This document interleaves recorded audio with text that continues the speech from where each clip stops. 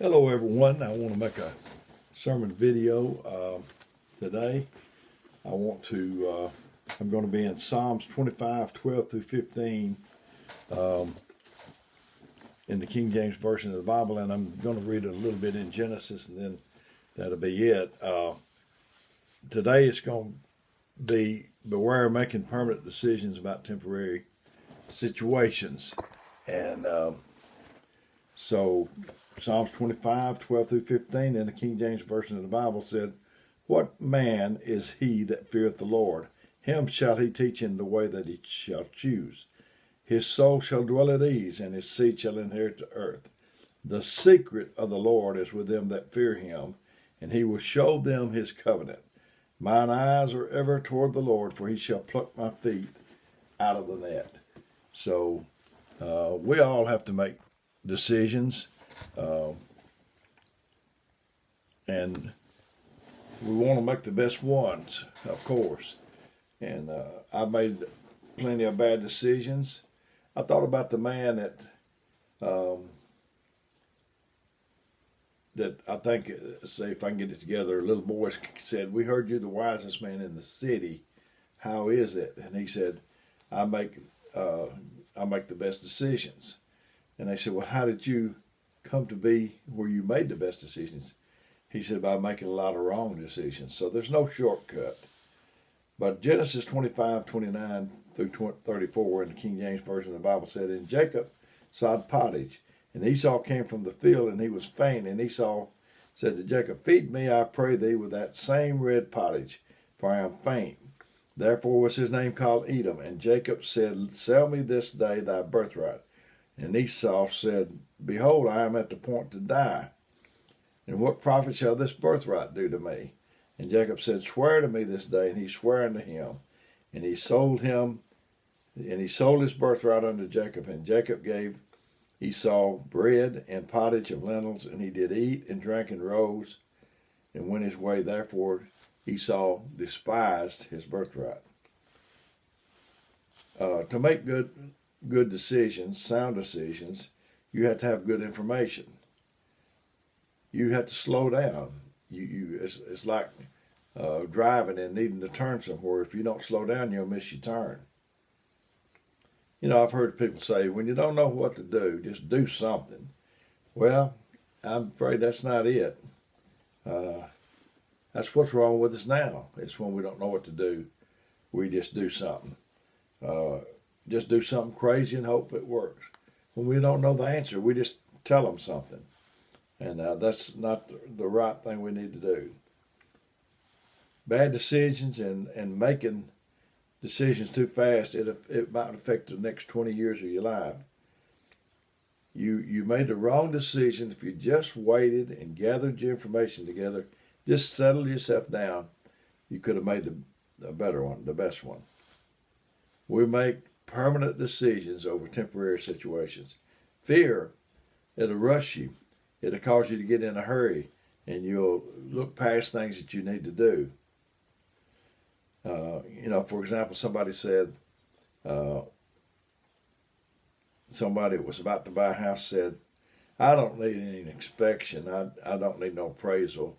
The Lord will bless. Well, I'm sure he'll bless, but you need to think this thing through. God's dependent on you to do the best you can. We don't need to get him in on every little decision, whether to eat a certain thing or not, or whatever like that. We need to reserve those things for those destiny decisions. I'm not getting an appraisal. I just believe God. Practical decisions require practical senses. You have to use common sense. Using common sense to frame your decisions is critical. You need to raise your hands up and say, Teach me, Lord, what to choose. Teach me to make the right decision so I don't get off course about my future, so I don't do something crazy, so I can stay on schedule. Help me to choose the right thing. When you make decisions, good decisions or bad decisions, it affects your kids and everybody connected to you.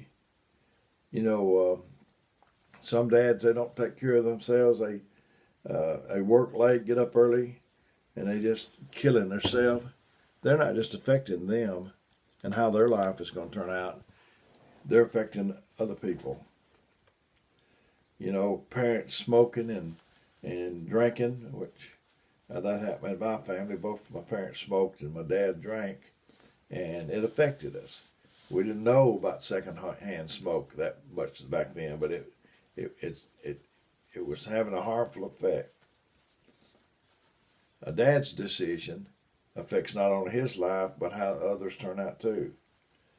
You know, some people say the reason I'm an alcoholic is because my dad was an alcoholic. And another one would say the reason I'm not an alcoholic is because my dad was. It's up to you. I'm not saying that these people just woke up one morning and said, let me just see how I can mess up my kids' lives and everybody else that's connected to me. But bad decisions do affect your children, whether positive or negative. When somebody decided to leave the marriage, it affected them and those connected with them the rest of their life. Decisions are like earthquakes. They have tremors that rumble on for years and years. Even after you're dead, decisions have consequences. You are affected by the decisions of the people that you're connected to. And God says, when you fear me, I will tell you secrets. I'll give you privileged information. And I'll cause you to understand the things you could never understand on your own. The meek are people who are teachable. I want to be meek. I want to be somebody that can be taught. I want to be somebody that don't think they know everything.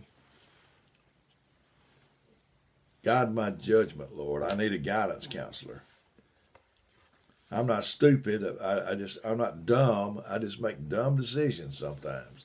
Help me, Lord. You know, you get in the car and you're going somewhere and you activate your GPS and it'll show you what decisions you need to make to arrive at your final destination. There are certain things the GPS won't tell you. You're on a long stretch of highway and it says in 8 miles turn left. You drive a while and it don't say anything. I think on most systems there's a little button that you can press and make her talk to you or him, and she will say something like, "Go, keep on straight ahead." The GPS is only designed to talk to you when you get near a turn. But sometimes you get insecure and worry that maybe you might not be on the right road, and you need a little affirmation that I'm on the right road. God's not going to talk to you every day. At least there might be days He don't talk to you much. I've heard people say, "The Lord told me this, and the Lord told me that, and the Lord told me something else." I'm thankful for you, but I have a little trouble getting a hold of that because He don't. Some people's like the Lord talks to them and don't talk to nobody else. It's like I heard they said, this little sister said, "Well, the Lord has been with me all day today." And another older child of God said, "Well, that's where He's been. I know I couldn't get a hold of Him. He's been with her all day." But He can be with all of us, but He's not going to talk every minute of every day. If God hasn't said anything to you straight ahead, just keep on going. You might be going somewhere you've never been before, or you might not recognize anything, but just keep going straight ahead until He tells you something. God will only talk to you when you need to make spiritual decisions. He's not going to tell you what dress to buy, more than like, or something like that. You know, the GPS don't say, "It's too hot in here, turn on the air AC." It doesn't say, "Roll your windows down." It's only there to speak to your decisions. The other decisions are excuse me for these hiccups. The other decisions are derived through your senses. We need to stop asking God questions that are not pertinent to our destination. He don't tell you what suit to wear, what shoes to wear. You make them having good information and listening to your senses. You may ride a whole long ways and God don't say anything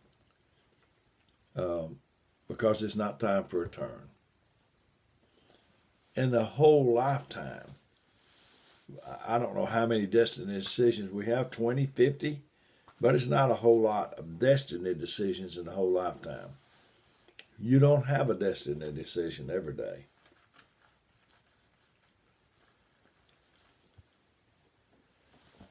Periodically in your life, God will let you know your destiny and He'll give you a revelation.